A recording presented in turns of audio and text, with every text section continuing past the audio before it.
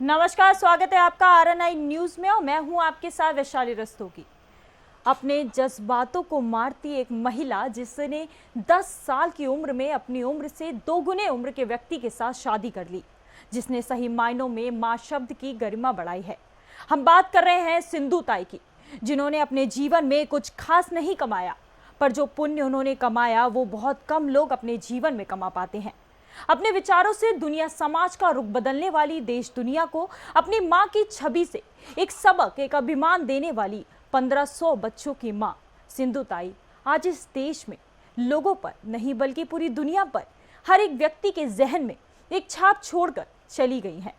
अपने इस जन्म को सार्थक कर देने के बाद आज ताई अपने अगले जीवन की ओर बढ़ गई हैं और पीछे छोड़ गई हैं वो सम्मान जो उन्होंने कमाया, वो प्यार जो उन्होंने लौटाया, वो खुशियां जो उन्होंने बांटी और वो दुलार जो छोटे छोटे अनाथ बच्चों को उन्होंने जताया।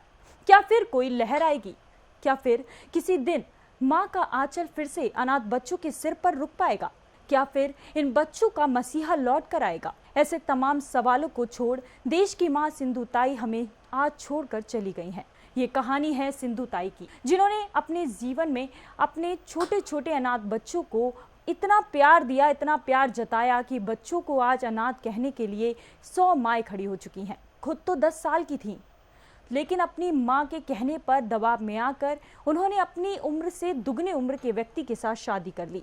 बताया जाता है कि जिस व्यक्ति से ताई ने शादी की उसकी उम्र उनसे दुगनी थी। शादी के बाद भी ताई की जिंदगी आसान नहीं हुई। 2 साल के बाद ही उनके साथ दुराचार शुरू हो गया। 9 महीने की गर्भवती ताई को उनके ही पति के हाथों से लात मार कर घर से निकाल दिया गया। ताई पढ़ी लिखी नहीं थी, जिसके चलते गुजारा करना बहुत मुश्किल हो गया था।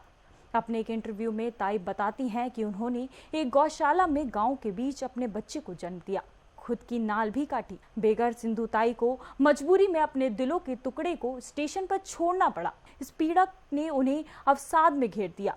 वे आत्महत्या करने के लिए भी सोचने लगी, लेकिन नियति को कुछ और ही मंजूर था। इस घटना ने उनके मन में एक ऐसा घर बनाया कि ताई ने उसके बाद 1500 बच्चों को जिंदगी दे दी। उन्होंने अपनी शुरुआती दिनों में स्टेशन पर भीख मांगकर भी बेसहारा बच्चों का पेट भरा, तो कभी शमशान की चिता पर रोटियां पकाकर खाई। लेकिन भूखे बच्चों को खाना खिलाना अपने प्रयासों में छोटे छोटे बच्चों के साथ न्याय करती इस मां ने 73 साल की उम्र में इस दुनिया को विदा कर दिया। लेकिन अपने पीछे छोड़ गई वो बनते घर, वो खुशियों के आंसू भरी वो आंखें, जिन्हें वो कभी भुला नहीं पाएगी। फिलहाल समय है आपसे विदा लेने का।